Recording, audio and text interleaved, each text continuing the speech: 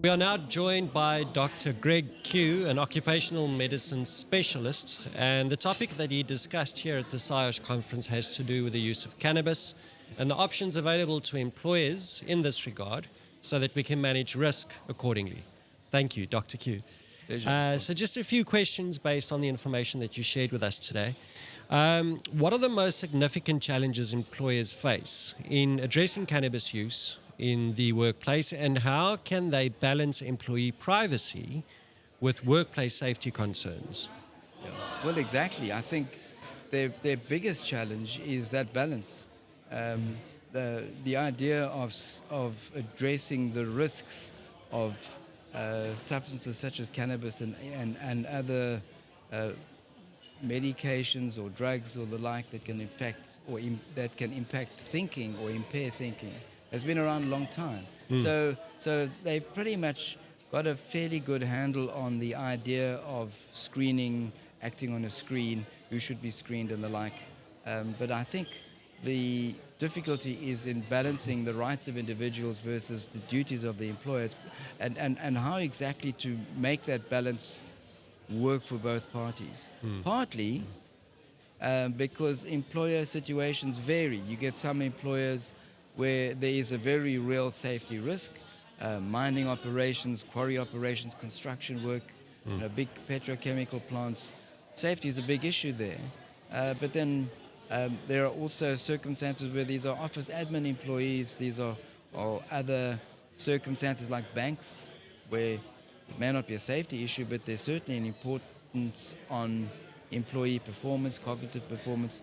So under all those varying circumstances, how do they position themselves to be both fair and at the same time fulfill their mandate as an employer? It can be quite a tricky balancing act. I see. Yeah. Can you discuss some of the current state of cannabis testing methods and their limitations in determining impairment?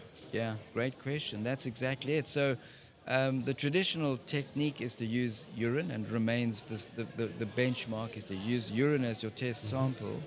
It's well understood, and we've got inexpensive and fairly reliable test kits for that.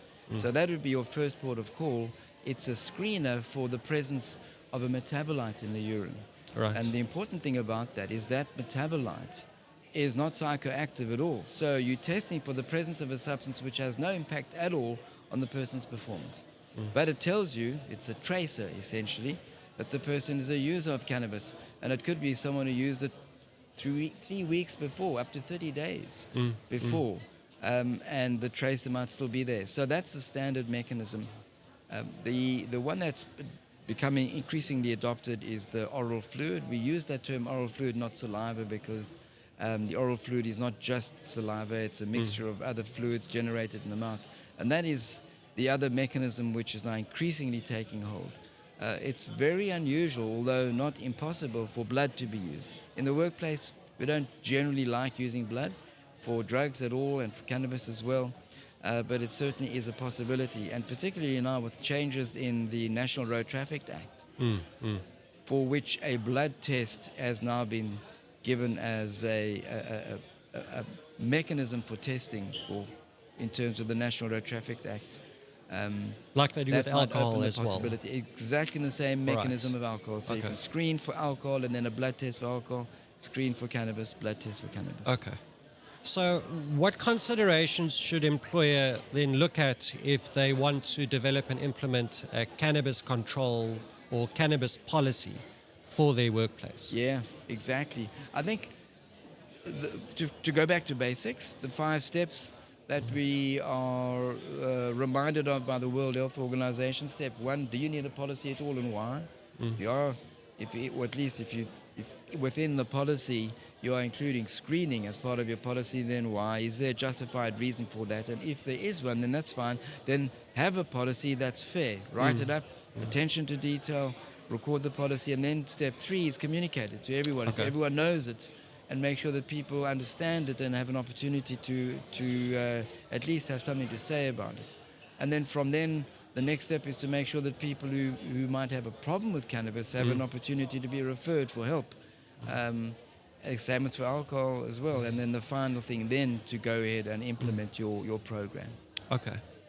Then the last question I've got for you, looking ahead, what emerging trends or research or technologies do you see impacting the management of cannabis for the future for employers?